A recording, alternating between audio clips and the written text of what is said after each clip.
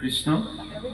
আমি প্রথমতেই গুরু পরম গুরু পরমেষ্টি গুরু সমন্বিত ভক্ত হৃদয় নিকুঞ্জ মন্দিরাধীশ্বর সাক্ষাৎ পথস্বরূপ শ্রীমদ্ ভাগবত ব্রহ্মবিদ্যার লক্ষ্যস্বরূপ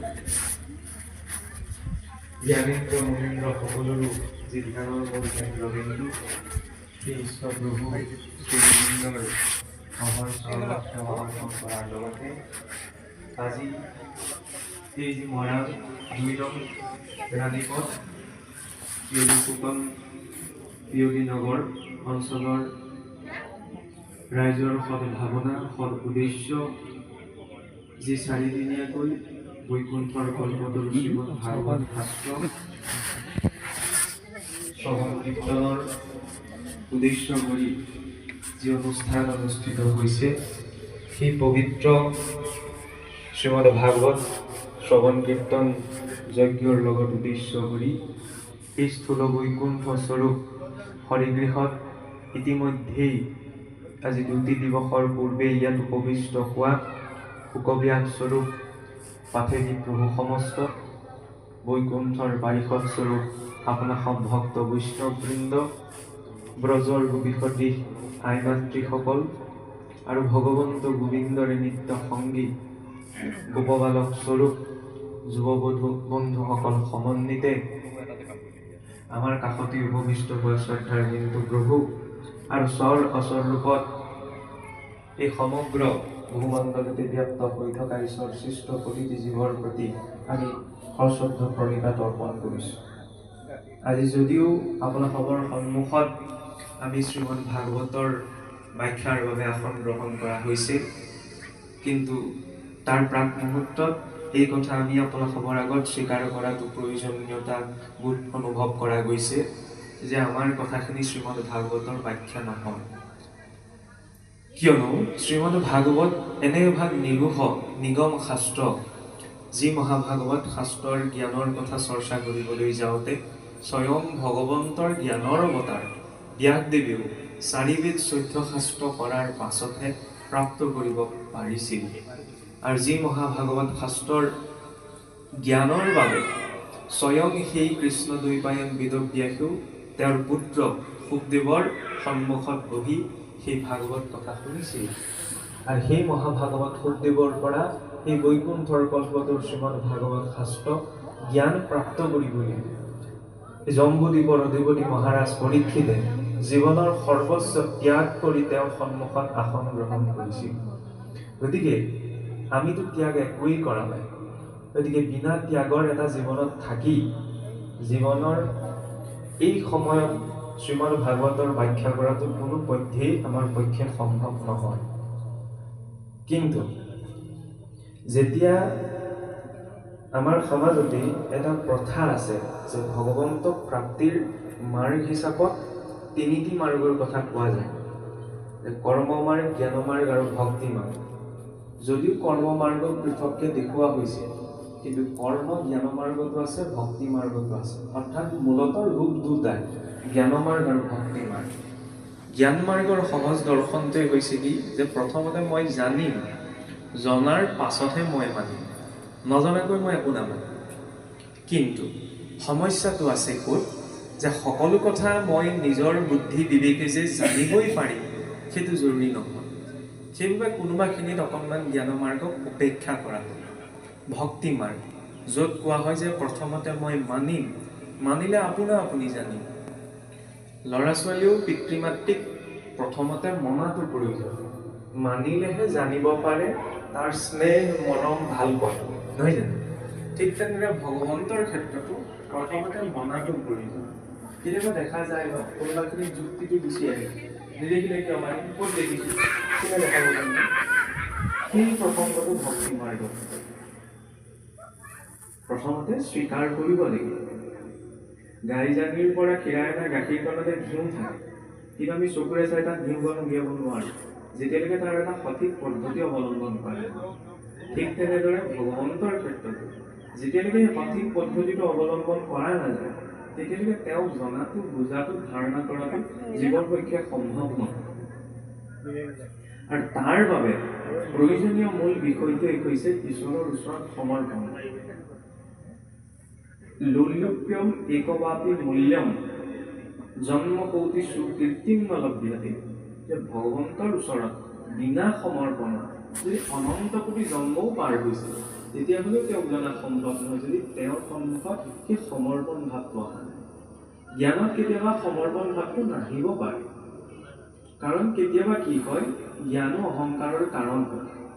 কিন্তু মই ভাবিব পাৰোঁ, মই ভাগৱত পঢ়ি পেলাই মই ভাগৱতৰ কথা বুজিছোঁ, সেইকাৰণে মই ভাগৱত ব্যাখ্যা কৰিব পাৰিছোঁ, তাকে মোক মানুহে মাতিছে, মানুহৰ আগত মই ভাগৱত ব্যাখ্যা ক'ব পাৰিছোঁ, মানে মই ভাগৱতৰ কথা বুজিছোঁ, মই ডাঙৰ ডাঙৰ মানুহৰ আগত ভাগৱতৰ কথা কৈছোঁ।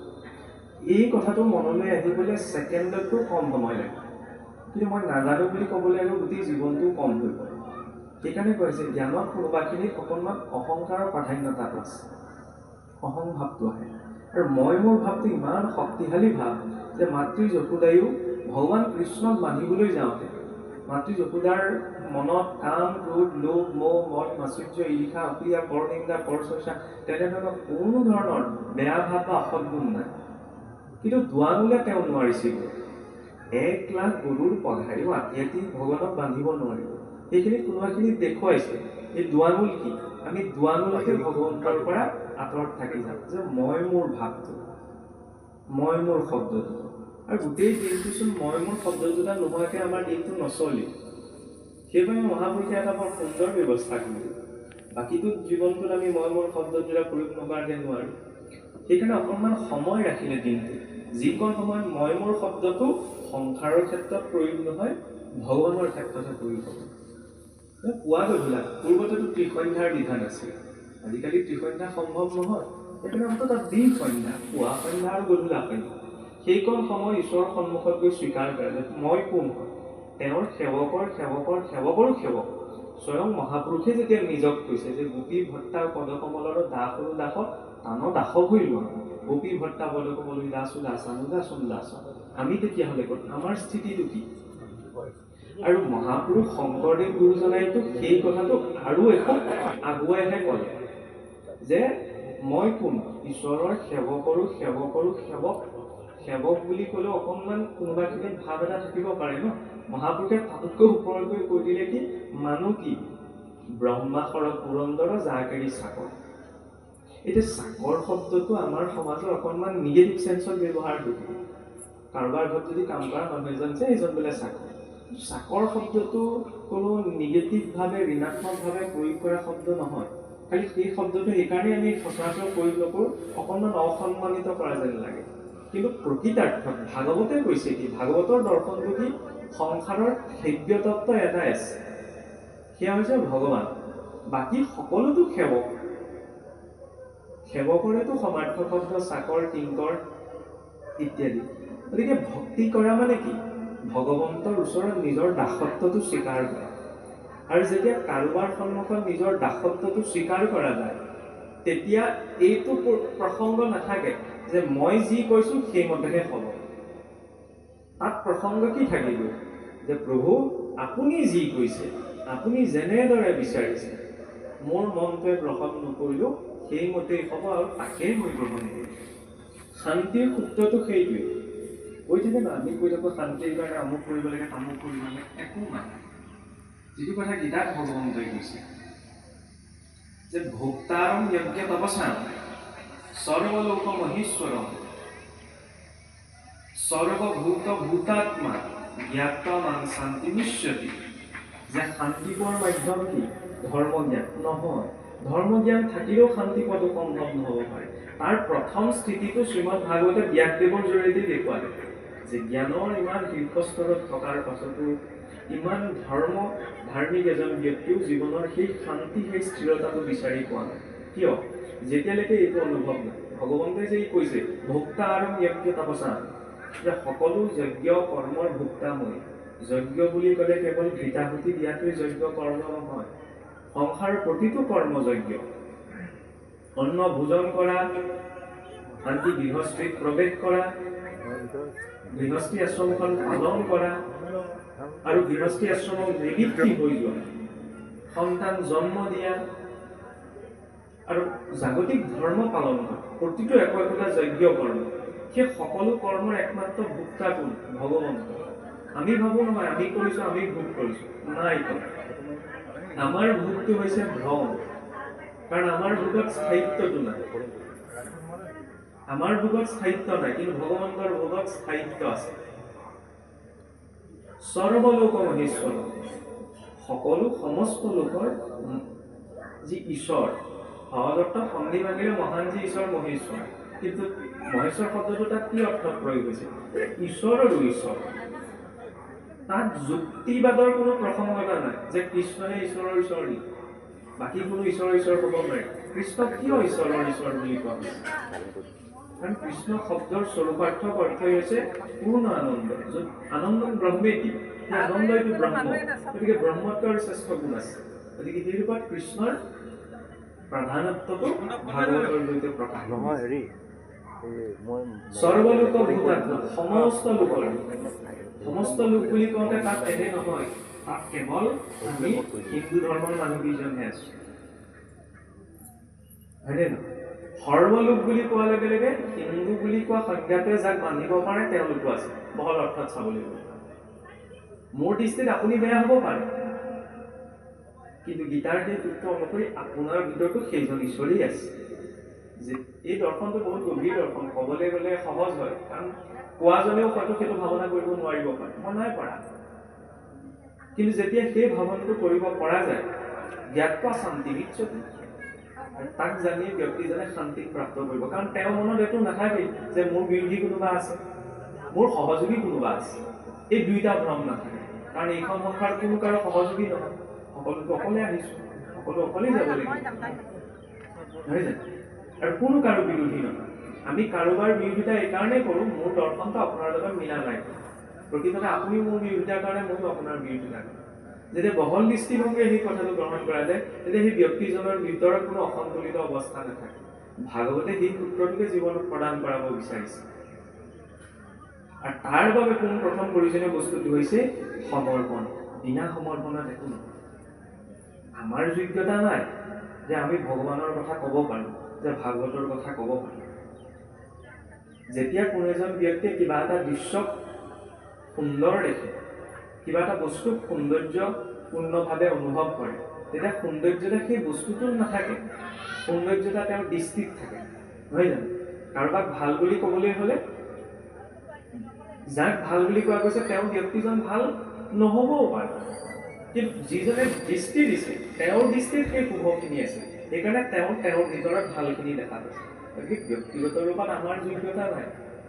কাৰণ দৈহিক অৱয়ৱৰ ফালৰ পৰাই আপোনালোকে এইটো ধৰিব পাৰে যে এইজন বৰ বেছি বয়সীয়া ল'ৰা নহয়, সহজ অৰ্থত ক'বলৈ। চাৰিও দিশৰ পৰা আমি ছাত্ৰ যেতিয়া ছাত্ৰ হৈ থাকে সমস্যা নাথাকে, শিক্ষকে পঢ়ুৱাই থাকোঁতে যেতিয়া শেষ মুহূৰ্তত কৈ দিয়ে যে আজি কি বুজালো, কাইলৈ বোৰ্ডত আহি বুজাবই লাগিব, তেতিয়া ঈশ্বৰ একদম ধোঁৱা ওলাই। আধ্যাত্মিক মাৰ্গটো থাকে তথাকথিত এটা ৰূপত যেতিয়া ধৰ্ম কৰি থকা কৰি আছো, কৰি থাকে, গৈ আছে, যিদিনা ঠেকাটো পোৱা নাই কিয়নো কৰা হৈছে, তাৰ পৰা কি হয়, বিনা উদ্দেশ্যত কৰা হৈছে নে উদ্দেশ্যলৈকে, সেইদিনা ধোঁৱা ওলাই যায়। কাৰণ সংসাৰত যিকোনো কাম কৰাৰ তিনিটাই কাৰণ থাকে। প্ৰথম হৈছে ইচ্ছা, নহয় জানো? কাষৰ ঘৰলৈ যাবলৈ হ'লে মোৰ ইচ্ছাটো লাগিব, বা কিবা এটা কাম কৰিবলৈ কিছুমান কামৰ মূল কাৰণটো কি? ইচ্ছা কৰিছে কাৰণে তেওঁ কৰিছে, ভাবিছে, গোটাইছে। কিন্তু কেতিয়াবা আকৌ কিছু কামৰ উদ্দেশ্য আৱশ্যকতাও হ'ব পাৰে। এতিয়া য'ত আৱশ্যকতা থাকিব তাত ইচ্ছাটো নাথাকিবও পাৰে। যেনেকে মই বেমাৰত পৰিলোঁ, মোৰ দৰৱ খাবলৈ অকণো ইচ্ছা নাই, কিন্তু বেমাৰত পৰিছোঁ কাৰণে দৰৱটো খোৱাৰ আৱশ্যকতা আহিছে, নহয় জানো? য'ত আৱশ্যকতা থাকিব তাত ইচ্ছাটো নাথাকিবও পাৰে। আৰু তৃতীয়টা হৈছে বাধ্যতা। য'ত বাধ্যতা থাকে তাত ইচ্ছাও নাথাকে, আৱশ্যকতাও থাকে, কিন্তু বাধ্য। মই বেয়া কাম এটা কৰিলোঁ, মোৰ ইচ্ছা নাই জেললৈ যাবলৈ, মোৰ আৱশ্যকতাও নাই, কিন্তু মই যাবই লাগিব জেললৈ। মই বেয়া কামটো কৰিলোঁ, আইনীমতে দণ্ড ভুগিলে মই জেললৈ যাবই লাগিব, সেইটো মোৰ বাধ্যতা। এতিয়া যেতিয়া আমি ভক্তিৰ কথা কওঁ, নিজৰ ভিতৰত এইটো স্পষ্ট হোৱাটো প্ৰয়োজন ন? ইচ্ছা কৰি ভক্তি কৰিছো নে আৱশ্যকতাত কৰি ভক্তি কৰিছো নে বাধ্যতাত কৰি ভক্তি কৰিছো? কাৰণ এই তিনিওটা থাকিব পাৰে।